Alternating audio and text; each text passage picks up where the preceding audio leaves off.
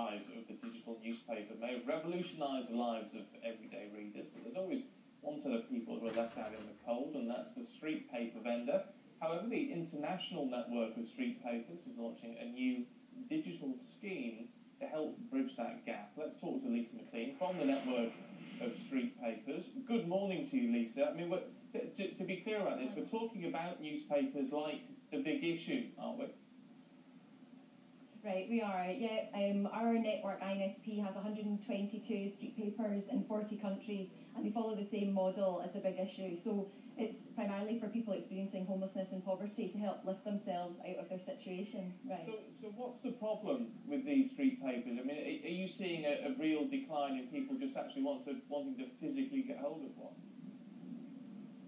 Well, no, actually. I mean, we do an annual survey, and actually over the last 2 years, our global sales on average have actually increased. 2 years ago it was 10%, last year it was 8%. But of course, we have to look to the future of our movement to ensure that our vendors, of which there's 12,000 selling street papers and street corners every edition, have an income in years to come. And obviously we have to keep with the times, and the digital street paper is one way of ensuring that.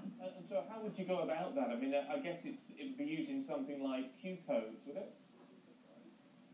QR codes, right. Yeah, we've been working with various partners here in Glasgow, including the Herald newspaper here in Glasgow, to help us develop technology which is around QR codes, so that people will be able to either scan a code into their phone or onto their PC, or type in a code and be able to access the same magazine but just digitally. Through that content as well, they'll be able to access different content, so video content, various song downloads and other things, so they'll have really good value for money as well. And we're hoping to open up our audiences to some younger readers as well, so it's very exciting times for us. Yeah, it sounds like a good step forward.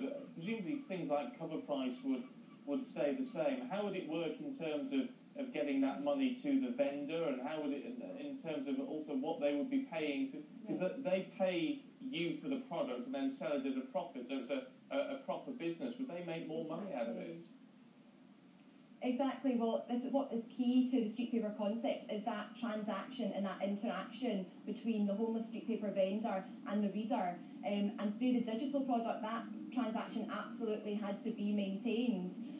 So what would happen is the vendor would sell the printed copy of the magazine on the one hand and the digital copies on another. They would both be priced the same, and the readers would have the choice between either the digital or the hard copy. And the concept is, that vendors buy the magazine or the digital copy at half the cover price and then sell it on. So it's really about empowering people to become self-employed business people.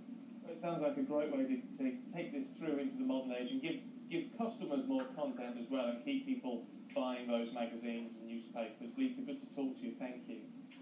Just want to take you to news.